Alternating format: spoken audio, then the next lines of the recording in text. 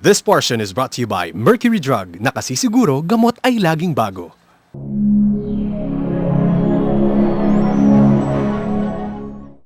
Today on Generation RX Plus.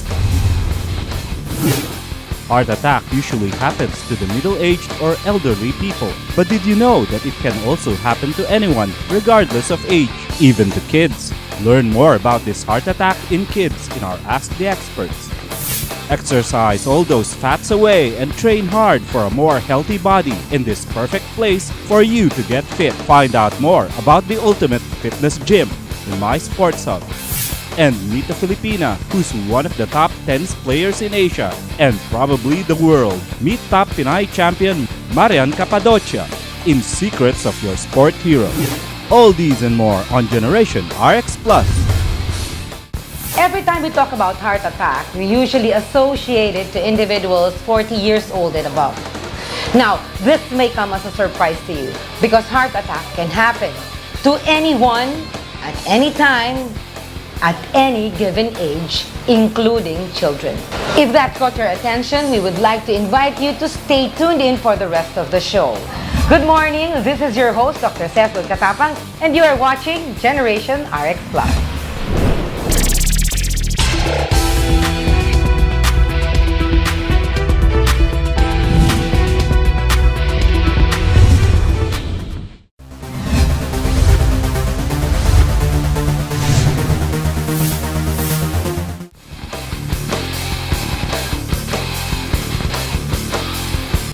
Heart attack, just like yung sa mga matatanda in children, they can occur and it happens kapag yung blood vessel na nagbibigay oxygen sa muscles ng heart ay nahaharangan.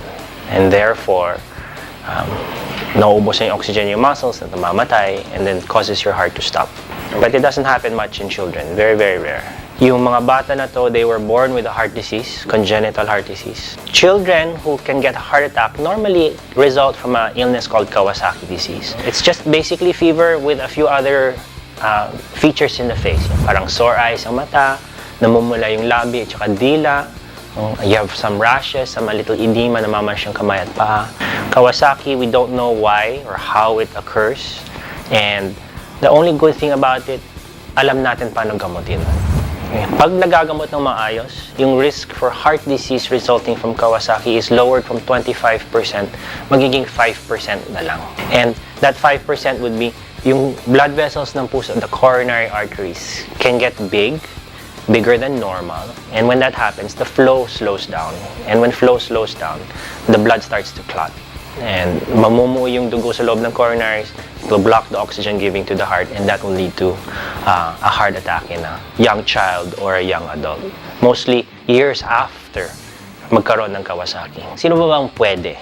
Yung mga bata natin na varsity, more than likely. Yung mga athletes, they should actually have their hearts checked because we can end up with an athlete's heart. No? Parang nagba-bodybuild ka, maskulado ka sa labas. But these athletes, their hearts are also the same. It's a muscle. Lalaki at lalaki rin yan sa loob. So kung lumaki, you don't know if naiipit na yung chambers ng heart, if the heart is working very well. And what can happen is when they are playing, they can actually have a heart attack. Treatment for children, basically the same as they will say for adults, your lifestyle. So right now, the thrust of medicine in prevention is to teach the children proper diet, eating habits, good exercise habits. This good lifestyle as a child will translate to better health as adults. Para makaiwas sa sakit, I would suggest that dapat tama ang kinakain natin.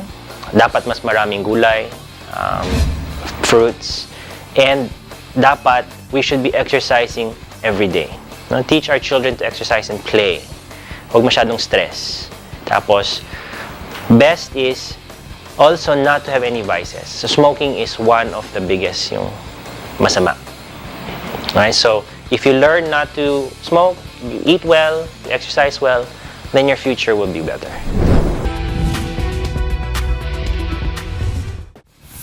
So now you know that there is indeed such a thing as heart attack among children. And this is courtesy of your Health and Travel Show, Generation RX Plus. The Generation RX Plus team would like to thank Olive's Restaurant of Thunderbird Resort.